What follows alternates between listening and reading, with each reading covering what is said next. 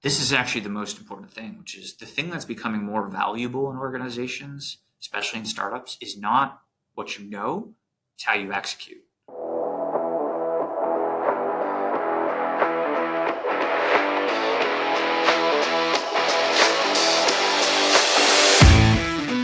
Hello, everyone. This is The Next Moves, and it's a series of interviews done with people who have built incredible companies and awesome careers. I'm doing it for the simple reason that there are so many moments where I'm sitting in meetings in my job as a recruiter, talking with a CEO or a founder or a member of their team, and they're talking about the choices that they've had in front of them and how they considered them. And then as they made them, the impact and what happened. And I'm just thinking to myself, this is so valuable for people because we all get stuck. And hearing how people plan their next move and the move after that, it can help us make better decisions. And I'm going to be honest, sometimes it feels like people make very logical, calculated decisions. And in all the other times, it feels like they flip a coin. And I think we can learn from both those scenarios and the outcomes they got. So without any further delay, let's talk to my next guest. So my guest today is Brendan White. You're going to hear how a kid from a military family who moved around made some considerate choices early in his life on where to go and what to do, and learned how to self-mentor by watching other people. And I think that's an incredible skill. Before picking some of the best known tech companies in Canada to be a part of, including one of them where he had to take a step back. And we're looking at companies like Ada, Ecobee, and right now Float, which is one of Canada's fastest growing tech companies. This is an individual who's gone beyond finance and has had to manage other functions and has had to learn how to do that. And I'm looking forward to hearing from how he did it. And most importantly, this session is about someone who has seen a messy situation and had to think about, can I actually fix this? And do I want to? He ended up doing it more than once. Welcome, Brendan. Thanks for having me, Joe. I tend to start with the intro to your early life and mapping it to where we are. And let's just get an overview of like where you're born and how that early life formed you. Yeah, for sure. So I'm originally from the East Coast of Canada. That's where I consider home. My father was in the military, and so that meant we moved around a lot as a kid. And so I spent some time in Nova Scotia and Ontario. And as a result of that, I didn't have a place of stability for super long periods of time. That created a culture of independence. It meant that I constantly had to be able to, integrate into new communities and new environments and just figure out what to do and how to thrive in those places. And it wasn't easy, but the more times you do it, the easier it gets. I ended up finishing high school in PEI and made the decision to go to Dalhousie University. I was always interested in business growing up.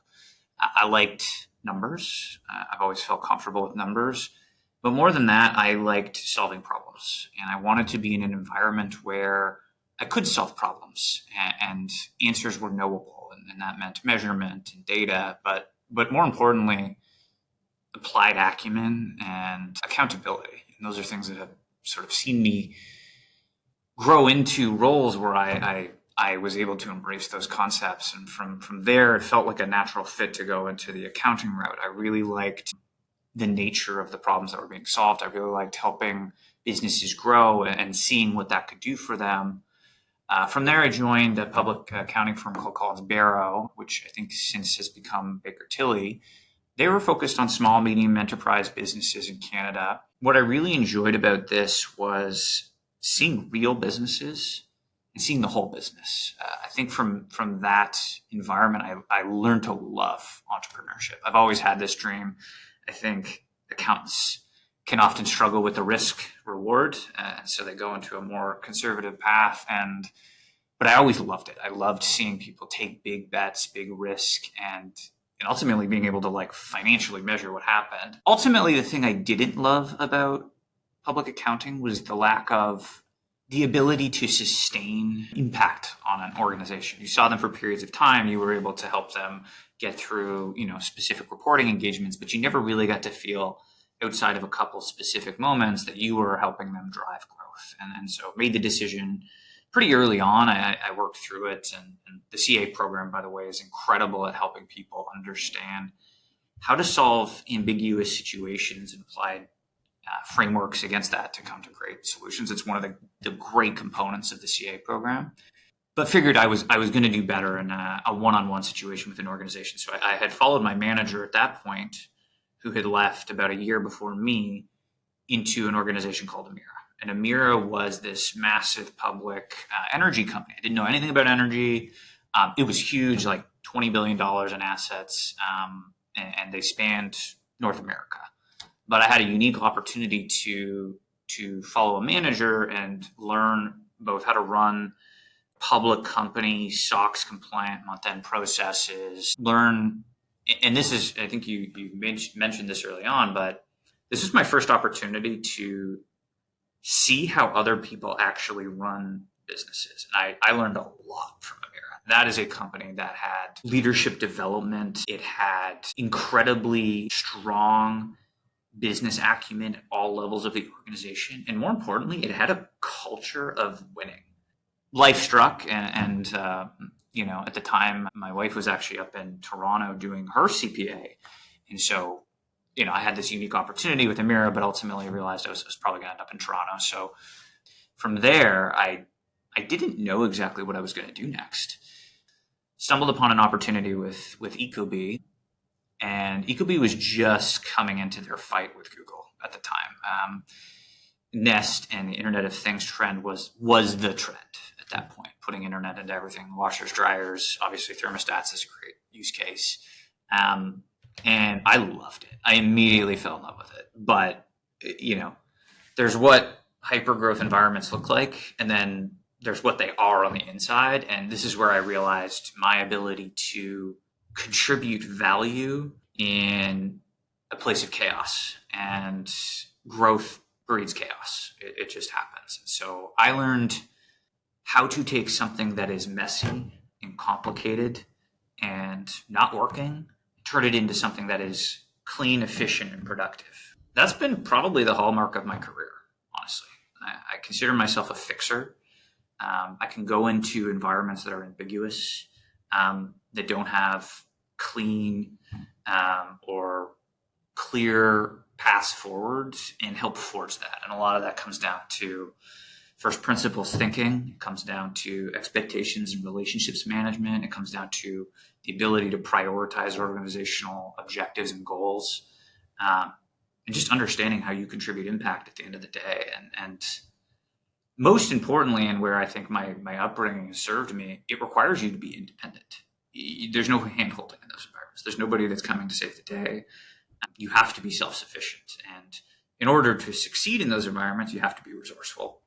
That includes understanding what tools do you need, how do you get scale in those types of environments, and how do you create clarity. And so that means if you've got a team that you're working with, how do you help them be successful, including clarifying with them what the objectives are and how you get from here to there. And more importantly, like what needs to happen next and in what order. And you start typically with like learning. Like you have to just come into an environment and learn every single thing that you can about the environment, but not dwell on what's happened. Then it's about rapid triage, right? It's about how you go from here to there. And so my time at Ecobee was about how do we take an environment of accounting and financial reporting and financial operations that was just happened. There didn't seem to be any structure or rigor around it, and actually turn it into something that could support an organization that was growing as fast as Ecobee was at the time. You add in the complexity of inventory management and how to support an e-commerce brand, and it was fun. It was hard. It was fun. The great thing was seeing progress, right? And so I was there for about 3 years, I think, 2.5 years. Got to see them through a Series B, got to see them through, a really competitive fight where billions were being poured into Amazon Alexa, and Nest was being spun up into Google Home. And, we're just this company in Canada that's just trying to deliver incredible value to customers and shareholders. And you really feel like you're a part of it, right? And you see the company scale from, I don't know how many people were there when I joined, maybe 150 up to like 300, 400 people. And all of a sudden you're like,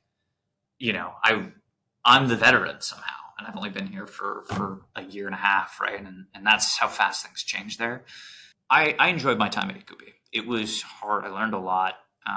But ultimately, I think I realized my passions actually lied in software. And I spent a lot of time looking at tools, software, and I realized, okay, this is where all of the improvements are actually going to happen. The applied workflow management of, the emergence of SaaS. And I was fortunate from a timing perspective to be coming out of Ecobee at a time where like zero interest rates were taking hold and SaaS was exploding. So, realized that I had sort of done what I needed to do at Ecobee and started looking around. And at the time, there was an emergence of some really strong SaaS organizations in Canada. And I also started to take a look at AI.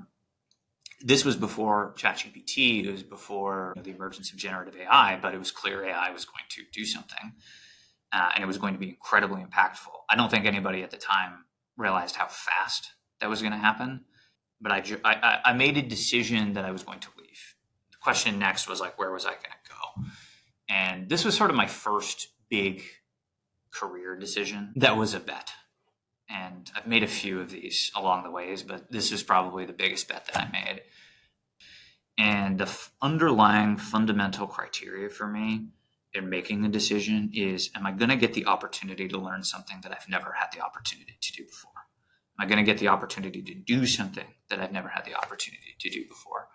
And coming into the decision about where I went next, I knew that I had excellent financial accounting, controllership capabilities. What I was missing was I hadn't had the opportunity to build or scale an FP&A or strategic finance function. And it was very clear to me that is where value is provided from a financial perspective at the organizational, the shareholder level. Strategic finance is where you need to be very fluent and very capable. And the second was that I hadn't had the opportunity to participate in more robust CFO activities. So fundraising, more complicated debt raises, things that when people go to CFOs, the things that they're actually looking for is I need you to manage our capital structures. I need you to enable me to bring in new capital, acquisitions of other organizations. These are the skills that you can't really fumble your way through. You have to have some expertise in these areas, and you have to be able to have learned from other people. And, what I saw at Ada was that opportunity. I'm going to pause you for a second because you had said something earlier that I think matters, which is your time at Emera was special. And one of the reasons was because it was an organization that knew how to win. And I assume that within a winning environment, you're learning so much because new opportunities arise as you tackle and complete the old ones. But I'm curious, what about the organization allowed it to win? It's not special, which is the interesting thing. And this is one of the things I've taken away from my time at Emera and applied every other organization. It just comes down to extreme competence across your domains of expertise, an obsession with the customer, and drive. And Emera had those. They knew what to do. They had very clear articulation of their objectives. It was the first time I'd ever seen somebody run this was my first time outside of, industry accounting. And so this was my first real sort of corporate job. They were running super robust planning cycles that were seeing them look long-term, right? And this is a capital organization. They had a lot of capital and investment, and they had to think long-term when they were making these strategic decisions, but they were also fast. The emergence of Emera actually, if I recall correctly, was Nova Scotia Power became no longer Crown Corp. And so this organization emerged, but operating organizations in those environments requires strategic and long-term thinking in order to actually do it. I saw them bring on truly talented individuals from other areas of the world. And then they didn't just throw them into the organization. They actually moved them around the businesses so they could deeply understand that. To me, it actually came down to one thing, which was a sharpness of their drive. I still think back fondly to that time, and compare myself and my own performance against what I was experiencing when I was there. And that's my bar in some cases for how to run an organization extremely effectively. And they've succeeded, right? Like, as far as I'm concerned. The other piece of it was that they were hungry, they were driven, they took care of their people. I want to hit you with a very simple question now about where you are, because you've moved into a role that has quite a bit of breadth to it, but you walked into Float. What was the problem to be solved? Like, let's box it in like 3 sentences of like, here was the problem to be solved at Float, and here's why the role needed to be built. Your role. I would say a couple things. One, operational excellence. So bringing in strong foundational excellence in financial reporting, operations, controllership, FP&A, and financial planning, strategic planning, and finance was definitely needed, and it was the right time. Everybody comes to this journey on their own, and that's sort of most finance professionals that work in startups bring that. So that was the first thing. Second thing was clarity. This is my first time in a payments business, so different business model. And not one that was extremely well understood. Financial technology in Canada is certainly taking off, but there's not been a wealth of organizations that have spun out all of these like really incredible people. Like, in a lot of cases, we're building that from the ground up, right? I mean, the emergence of Ramp and Brex in the US, like, these are companies that are like 5-6 years old, right? So there hasn't been this massive, all of those companies are learning, Mm-hmm. right? What's number 3 though? You give me 2. What's the third one? Okay, so we had operational excellence, clarity, and then accountability. Accountability. Are you saying that these things were partially built or lacking, or like the accountability component, accountable to what, to who, for what? Is it across the organization you're saying it was important? Yes, across everywhere, across all parts of the organization. It's not something that finance exclusively owns. But finance often does play a key part in that accountability. 100% definitely plays a key part. And so what this meant was holding ourselves accountable to the expectations and company priorities, specifically with the relationship to the financial plan. Now, in a financial business like Float, it's very often hard to differentiate between like operations and finance, right? They're one and the same often. And what it meant was like all of these three things together mattered, but the outcome was that we had an operationally excellent finance team that was capable of both running and reporting on the organization and planning for the future. It meant having clarity and depth of understanding into our business and the key growth drivers and how things actually materialize. And the third is that we have accountability around our targets and our goals and our financial plan, and that we have the ability to achieve them. So then let me ask another simple question. You end up in a place where I don't know if you were driving this initiative, but you effectively helped double go-to-market output and cut your customer acquisition cost payback by 75%. So like that is outside the domain of traditional finance and accounting, CFO, like that CFO, COO. I mean, it's RevOps. Like how do you end up in this position with Float, and why were you asked to do it? It's the three things I mentioned. It's actually nothing outside of that, which was operational excellence, which is reporting straight up. Like, what is considered acquisition cost, and how do you define that? What do you actually contribute here? And so I took the role at Float because I wanted to be the guy. I wanted to be the person leading finance. And there's often like in those roles, when you step up into that role, you actually realize when you get there, like nobody's telling you what to do. Right. Right. Like you have rough goals that are aligned with the organization, but like your job is to manage the finances of the organization as a strong steward and ensure that your investments pay off. And so you've had a chance now to go through, you're in your third Canadian tech play. mm-hmm. So are you in love with the industry? I think that anything worth doing is likely going to be hard. And I think I've embraced that and come to actually love it. What about the fact that fundamentals have changed for so many tech companies now? It's even harder than it's been before, right? And I think in Canada it's unique. I mean, we have, a lack of government support. We have a lack of open banking. We have, and in some cases, one of the strongest challenges we have to overcome is our best and brightest leaving Canada and going to work for organizations in the States. And part of that, I think, comes down to just a lack of ambition. And we've seen this in a lot of places now. You look at organizations like Shopify who have like exemplified what it means to be ambitious, to have a global vision.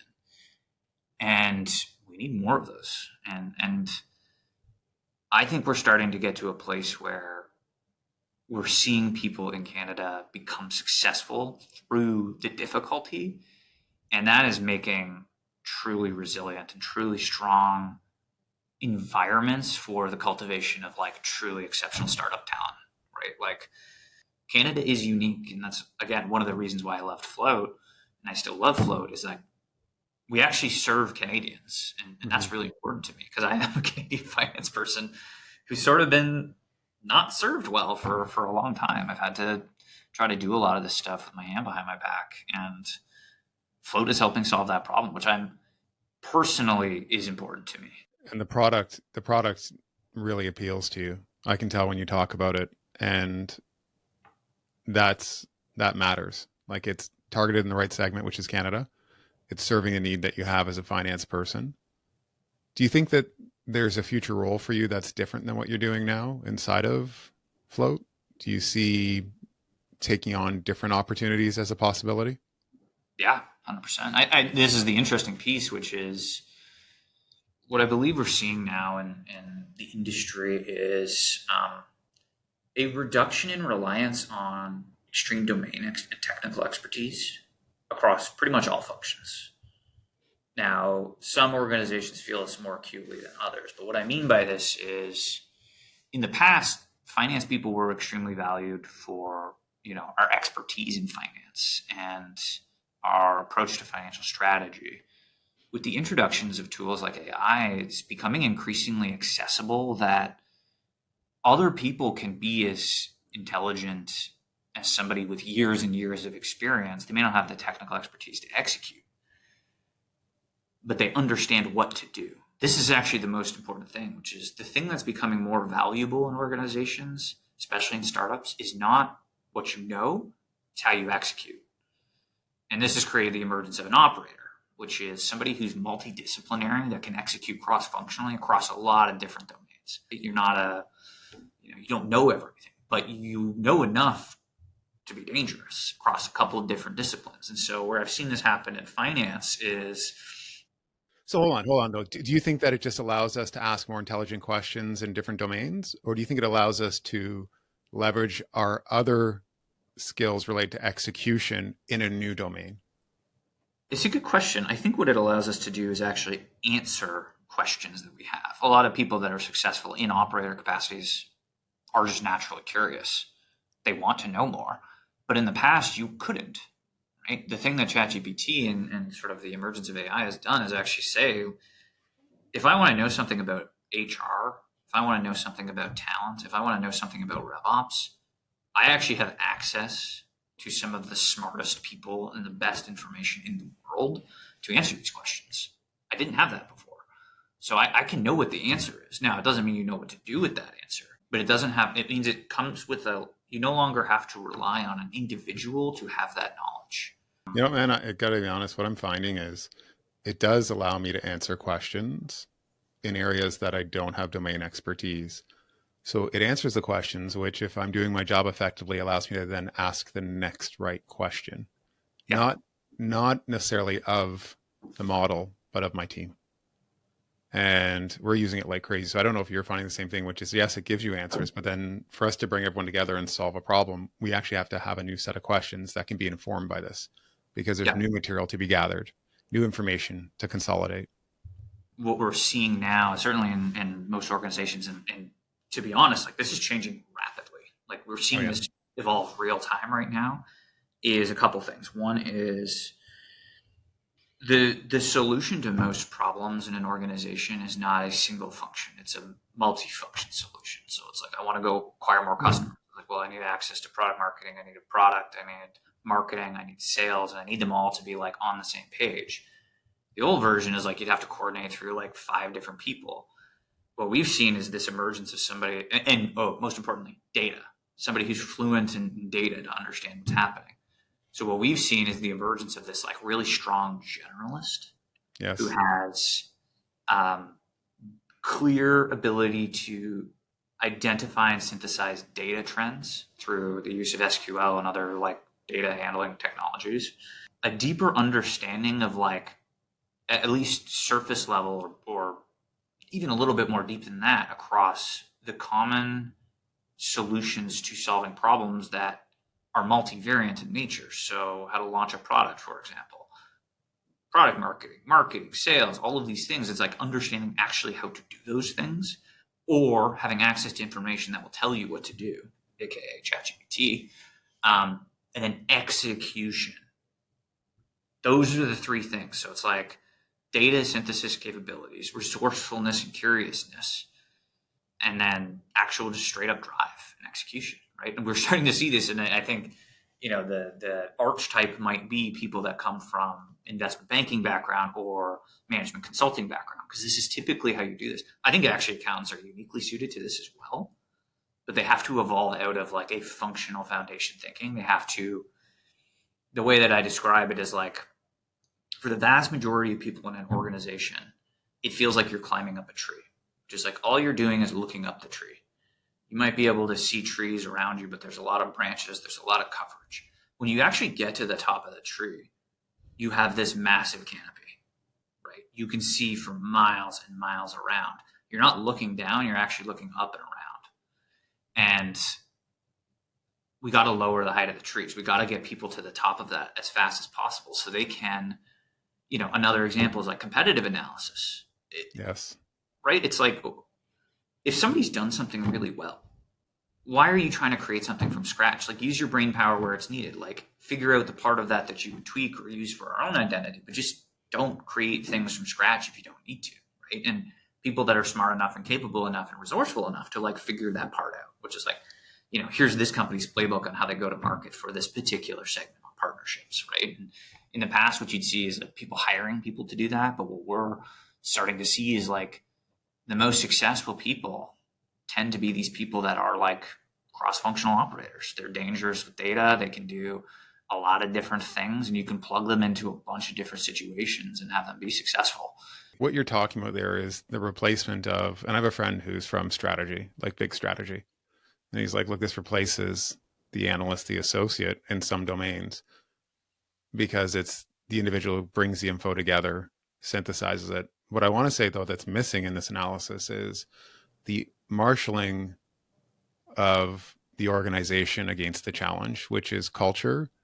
And I'm not talking about soft culture, like understanding what does the organization believe in, what are the behaviors that arise, how do we then get ourselves organized and moving and see if people believe in this and manage all of ourselves to this outcome with, like you said, accountability. So there's this other part that is getting left behind. And I'm not coming at you saying you left it behind. What I'm saying is you're taking it for granted because you do it, as opposed to seeing like this leg here, which is how do we get ourselves really moving against these goals as a team, unless you disagree with that it's not relevant. I 100% agree with you. And so I guess that was more at the level of like execution, front lines execution. What I've seen from a leadership perspective and something that I've accepted as a trend that's happening and why I've taken on some of the opportunities that I've taken on is I think what we're going to see is a reduction in just purely functional leaders. And by that, I mean people that have a single spike, because it's very difficult to be a business leader. And I create a strong difference between a business leader and a functional leader. Yes. If you only do one thing. And if you can only manage one thing, and the difference is that when you start to get more things, you start to realize like They come together like this, like exactly. they're actually like gears that are turning each other. They're completely commingled, independent. What I discovered about float, certainly when I was here at the beginning, was like, yes, there was a lot of functional work for me to do. But I was actually limited in my application. I didn't control or have access or authority over like running other parts of the business. I could support them, I could coach, I could lead cross-functionally, but I couldn't set roadmaps. I couldn't execute on initiatives that I wanted to drive.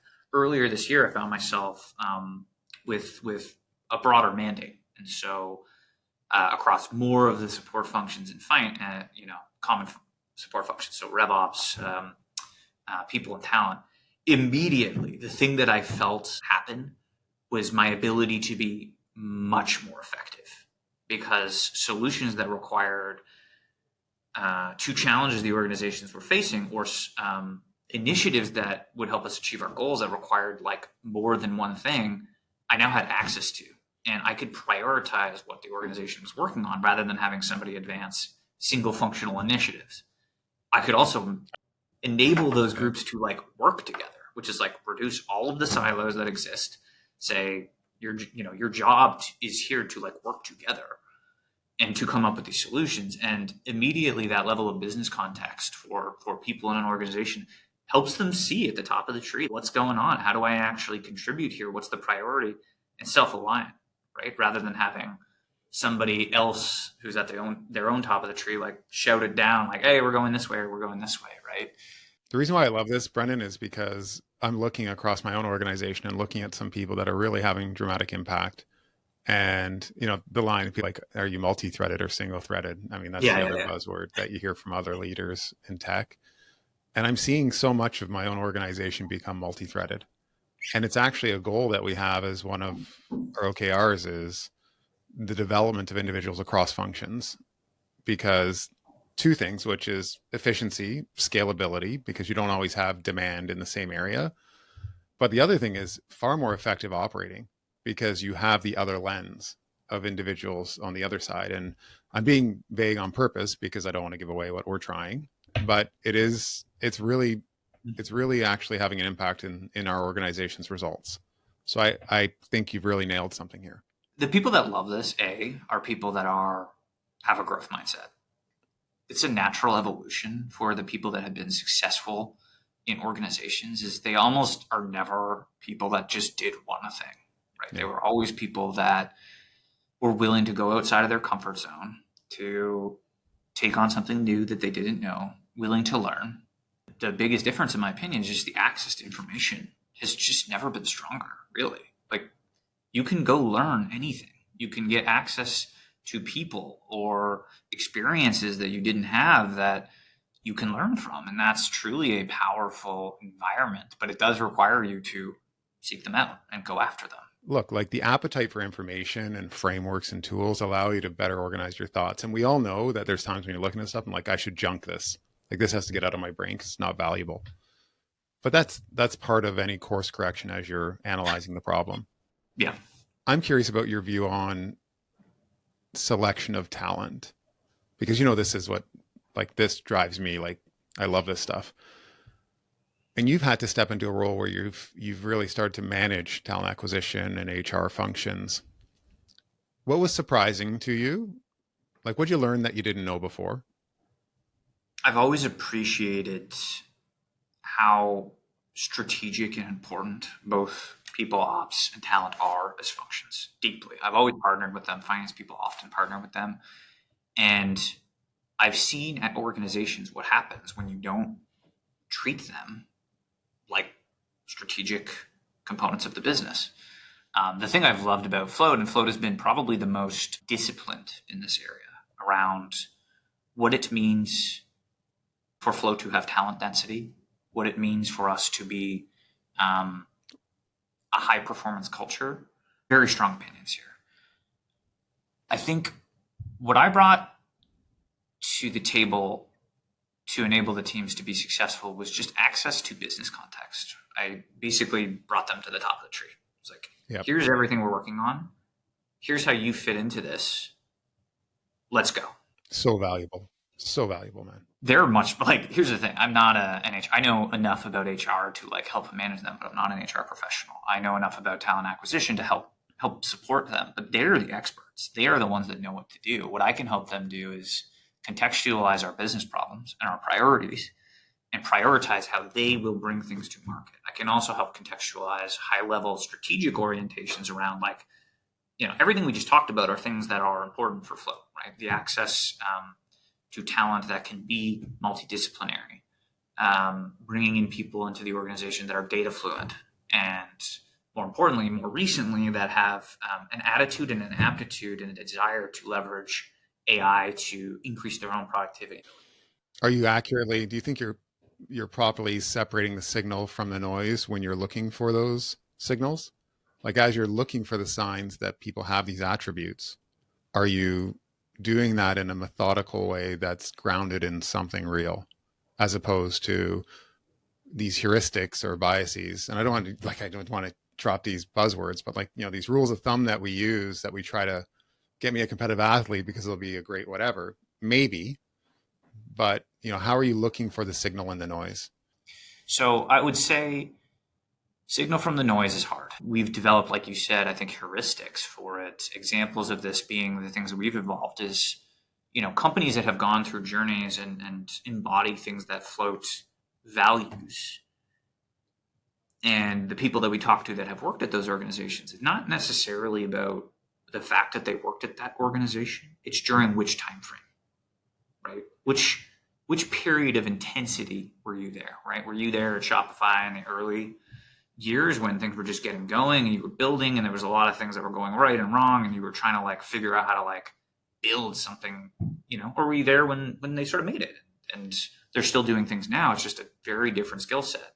There's company context that you're talking about based on the state of evolution in the organization. But the other part is, why would you be relevant for someone coming from Shopify? All these things that you have to map, which is what is it like to work at Shopify beyond the fact that it's scaling?